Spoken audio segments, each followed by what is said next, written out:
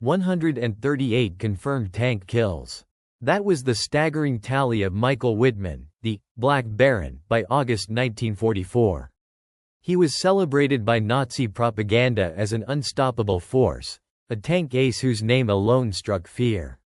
Yet, on a single day, August 8, 1944, this legend would meet his end. The man who arguably delivered the fatal blow was a 21-year-old British tank gunner who had only ever fired 5 practice rounds in his life. How could such an inexperienced soldier overcome one of the most feared armored commanders in history? The answer lies not just in skill, but in a weapon, a moment, and the brutal, unforgiving chaos of the Normandy battlefield. The morning of August 8, 1944, dawns over the Norman countryside, a landscape scarred by 2 months of brutal fighting.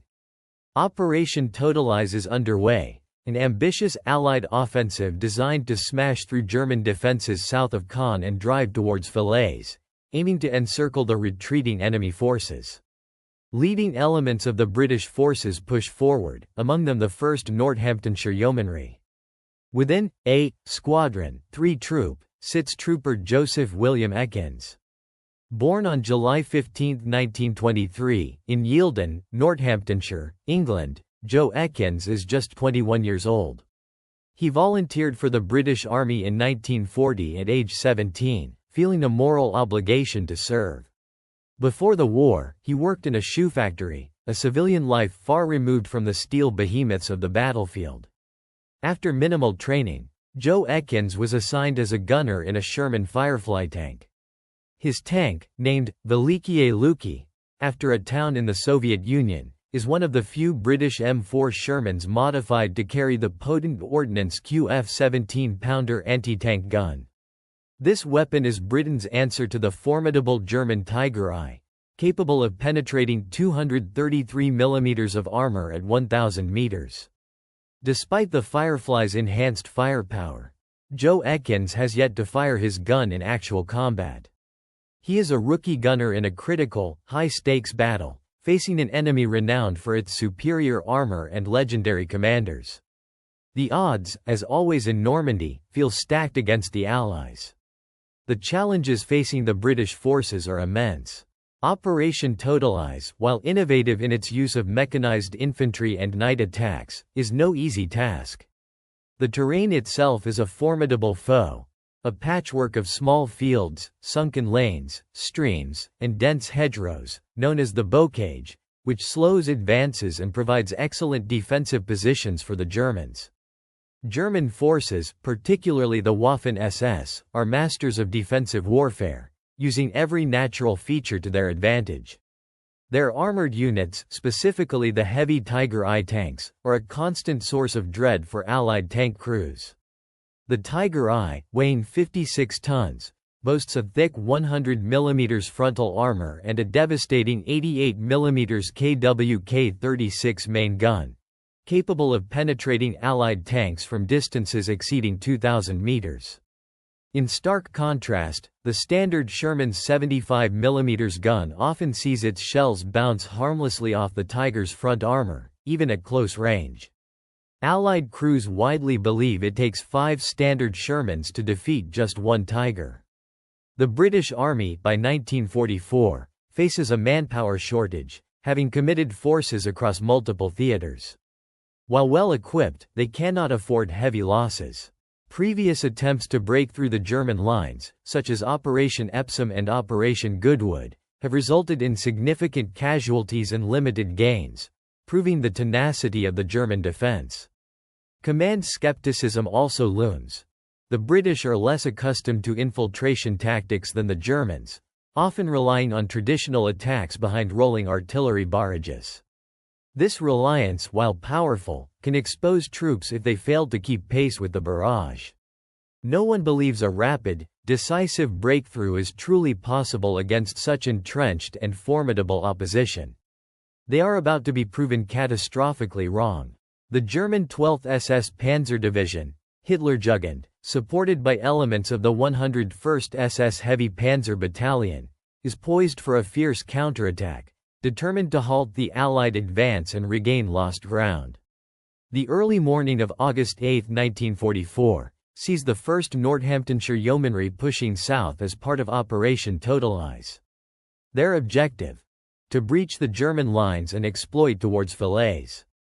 A squadron, including Joe Ekins' 3 Troop, moves into position in the Della de la Roque Wood, just south of Saint-Ainan-de-Cramonil.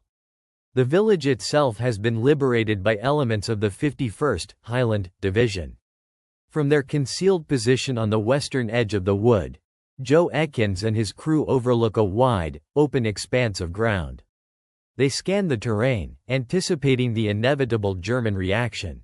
At approximately 11:30 a.m., movement is detected.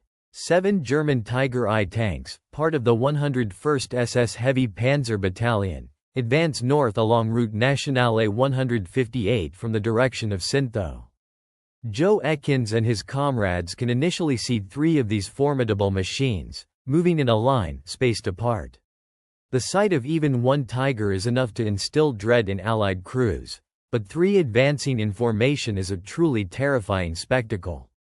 Joe Ekins' troop commander, Sergeant Gordon, issues strict orders: hold fire until the enemy tanks are well within optimal range.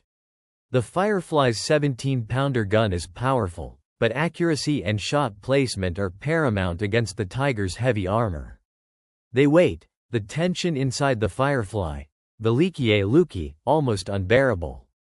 The Tigers close the distance, their massive forms growing larger with every second. When the lead Tiger reaches approximately 800 yards, 731 meters, the order rings out: fire. Joe Ekins, whose combat rounds are about to be his first ever fired in action, aims at the rearmost Tiger. His hands, though perhaps trembling with adrenaline, are steady. He fires 2 high-velocity shells. The first round strikes true, penetrating the Tiger's armor. A flash, then an explosion erupts from the German tank, indicating a catastrophic hit, likely igniting its ammunition. The Tiger stops, burning fiercely. The second Tiger, realizing it is under attack, begins to maneuver, attempting to find cover and identify the source of the fire. It swivels its formidable 88mm gun towards the approximate direction of Joe Ekins' position. Suddenly, 2 rounds from the second Tiger impact WWII's turret. The impact is jarring, but the Firefly remains operational. However, Sergeant Gordon is wounded and forced to bail out of the tank. A troop officer quickly takes command. The new commander orders Joe Ekins to engage the second Tiger. Joe Ekins pulls his gun sight onto the moving target, concentrates, and fires a single, precise shot. The 17-pounder shell streaks across the 800-yard gap and slams into the Tiger. This time, 1 round is enough. The German tank erupts in a ball of smoke and flames. Now, only one of the 3 visible Tigers remains. This third tank attempts to retreat, seeking shelter from the unexpected and lethal British fire. Joe Ekins fires 2 more shots. Both connect. The third Tiger, like its predecessors, is engulfed in fire and smoke, rendered a burning wreck. In just approximately 12 minutes, Joe Ekins has destroyed 3 Tiger I tanks with only 5 shots fired. This is a feat almost unheard of, especially for a gunner experiencing his first combat engagement. What does it tell you about a man that he achieved such an impossible task with minimal training and everything to lose? Tell me in the comments. The German counterattack is a desperate measure, ordered by sulfur monosulfide Oberfuhrer Kurt Meyer, commander of the 12th SS Panzer Division, Hitlerjugend. Meyer, unaware of the full Allied strength or the precise positions of their anti-tank assets, believes a rapid armored thrust can dislodge the British and Canadian forces who have penetrated deep into their lines. He sees retreating German infantry, a dismal sight, and knows the front is collapsing. The 101st SS Heavy Panzer Battalion, including the famed Michael Wittmann in Tiger 007, is tasked with this crucial counter-thrust. Wittmann, with his unparalleled record of 138 tank kills, is considered by his superiors to be an infallible leader, a panzer ace who can turn the tide of any battle. His orders are to advance along the N158 Falaise to Caen Road, directly into the path of the British positions. German intelligence suggests the Allied advance is slowing, offering an opportunity for a decisive blow. They expect to encounter standard Sherman tanks, whose 75mm guns pose little threat to the Tiger's frontal armor.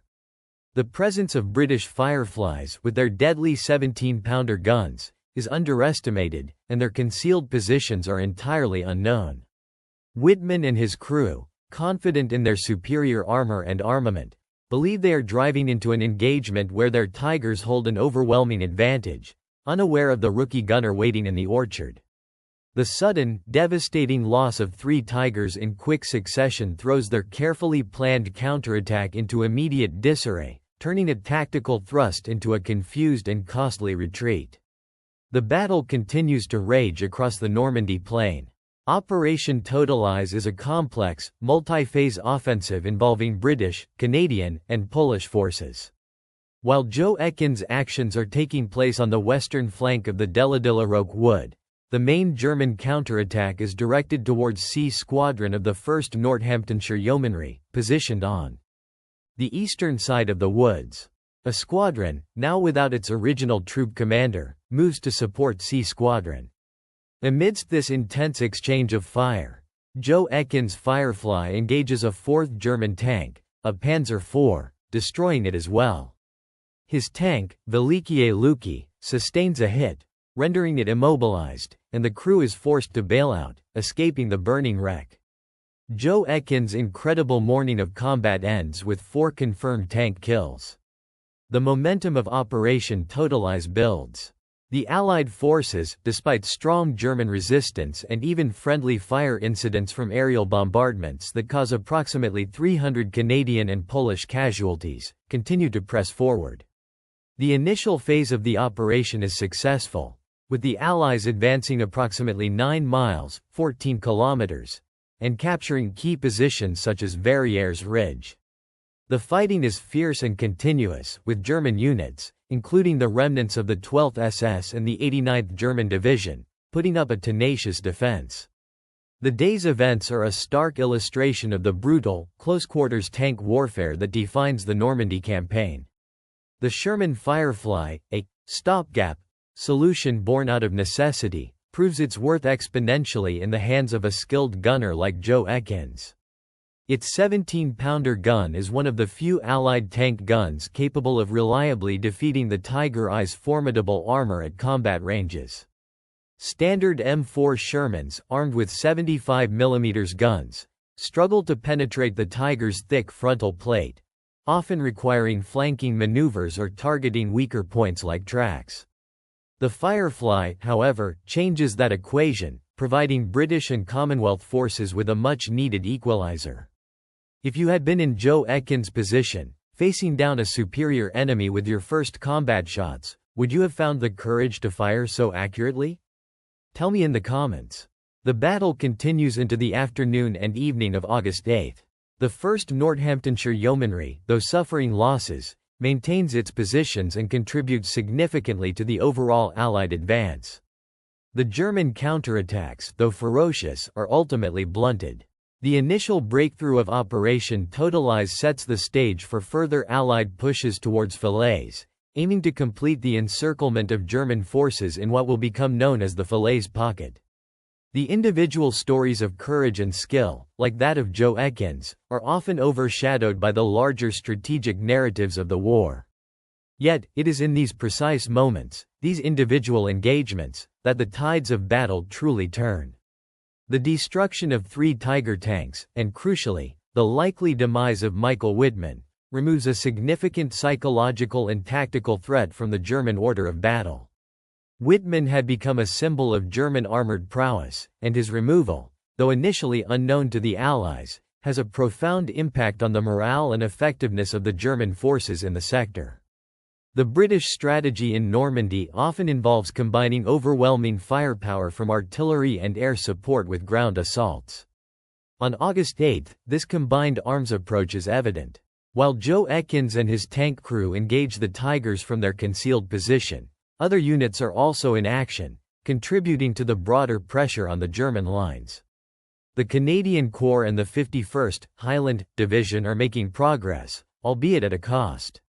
The intensity of the fighting is such that the day is marked by both significant Allied gains and heavy casualties on both sides. The tactical situation around Saint-Aignan-de-Cramonil is highly fluid.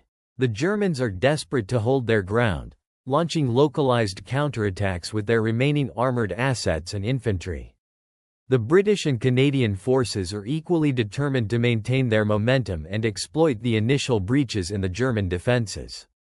The landscape itself, with its undulating terrain and dense foliage, dictates much of the fighting, forcing close-range engagements and ambushes.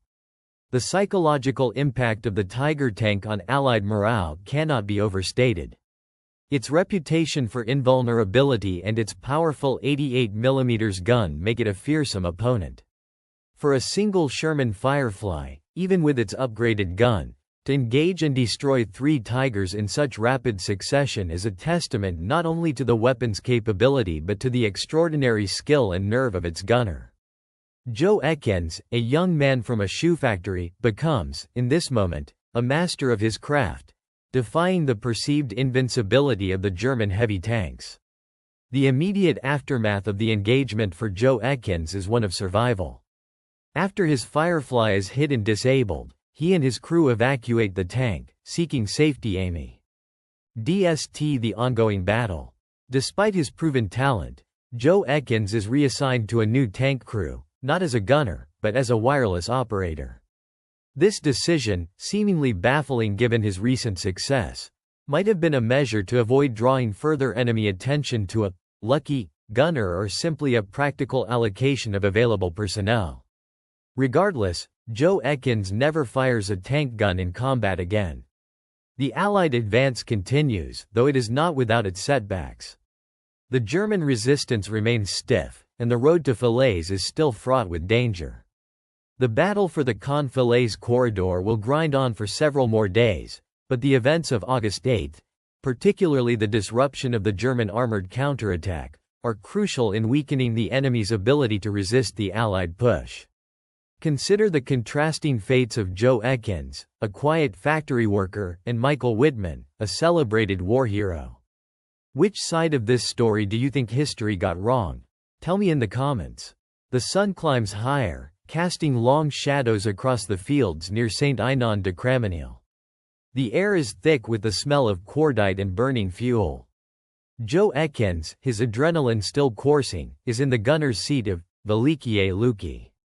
His previous 3 kills have been swift, almost clinical, but the next target demands every ounce of his concentration. Suddenly, a new threat emerges. Another German tank, a Panzer IV, appears. While not a Tiger, it is still a dangerous adversary, capable of inflicting serious damage. This time, the engagement is different. It is not a distant, pre-planned ambush. It is part of the swirling, chaotic melee as a squadron moves to support C Squadron, directly engaging the German counterattack. The Panzer IV maneuvers, its gun traversing, searching for targets. Joe Ekins' commander shouts orders, directing him to the new threat. The Firefly is exposed, moving across open ground, making it a visible target. Joe Ekins locks onto the Panzer IV. He knows the weaknesses of these tanks, the thinner side and rear armor, but in the heat of battle, a frontal shot might be the only option. He aims with the precision born of instinct and intense focus. A single, explosive report from the 17-pounder. The shell streaks, a blur against the Norman sky. It connects with the Panzer IV. A blinding flash, then a plume of black smoke billows upwards, confirming the hit. The Panzer IV halts, its metallic body beginning to glow with internal fire. A 4th German tank is out of the fight, destroyed by Joe Ekins. But the battle is far from over. German artillery and anti-tank guns are active across the sector. Moments after the destruction of the Panzer IV, a concussive blast rocks WWII. A German round, likely from an unseen anti-tank gun or another tank, slams into the Firefly. The impact is tremendous, the tank shudders violently. Alarms blare, smoke begins to fill the fighting compartment, and the acrid smell of burning insulation fills the air. The Firefly is hit, severely damaged, and can no longer fight.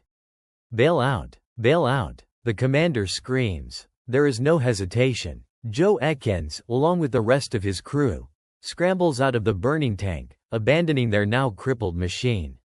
They scramble for cover, bullets whistling past them as they run towards the relative safety of the British lines. The scene is one of utter chaos, burning tanks, exploding shells, and the desperate shouts of men. Joe Ekins, having faced down the most formidable tanks on the battlefield and emerged victorious, now finds himself on foot, a survivor of a brutal, decisive engagement. His day of unprecedented tank destruction is over, but the war, and its legacy, continue. The actions of Trooper Joseph William Ekins on August 8, 1944, had a profound, if initially unrecognized, impact on the Battle of Normandy. His destruction of 3 Tiger I tanks and 1 Panzer IV in a single engagement, particularly the 3 Tigers, was a significant blow to German armored strength in the sector. More importantly, historical consensus now largely attributes the destruction of Tiger 007, commanded by the infamous sulfur monosulfide Hauptsturmführer Michael Wittmann, to Joe Ekins and his Firefly. Wittmann, celebrated by Nazi propaganda for his 138 confirmed tank kills and his audacious actions at Villers-Bocage, was a potent symbol of German invincibility. His sudden death, along with his entire crew, dealt a severe psychological and tactical blow to the German forces, particularly the 12th SS Panzer Division. While Wittmann's death was initially attributed to various Allied units, including Canadian Shermans and even Allied air power, the evidence strongly points to the 1st Northamptonshire Yeomanry. The removal of such a highly decorated and experienced commander undoubtedly contributed to the disorganization and eventual collapse of German resistance in the Falaise Pocket. Joe Ekins, a modest man from a shoe factory, returned to civilian life in Rushden, Northamptonshire, after the war, eventually becoming a factory manager. He rarely spoke publicly about his wartime exploits, embodying the quiet heroism of many who fought in the conflict.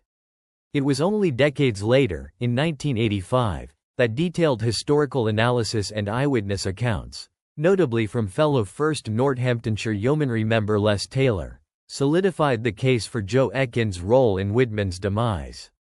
The Sherman Firefly, a British innovation, proved to be a critical weapon in Normandy. By fitting the powerful 17-pounder gun into the American Sherman chassis, British engineers created a tank capable of challenging the heaviest German armor. Joe Ekins' actions demonstrated the Firefly's effectiveness and the skill of its crews, debunking the myth that Allied tanks were inherently inferior to their German counterparts. His legacy reminds us that even in the face of overwhelming technological and numerical superiority, individual skill, courage, and a decisive moment can alter the course of history. An unexpected fact that emerged from Joe Ekins' later life: in 2000, at the age of 78, he was given the opportunity to fire the main gun of a Challenger 2, the modern British main battle tank, at the Tank Museum. He hit the target on his first shot, becoming the oldest gunner of a Challenger 2. If this story moved you, if you think these men deserve to be remembered, leave one word in the comments: unsung. Subscribe for a new forgotten story every week.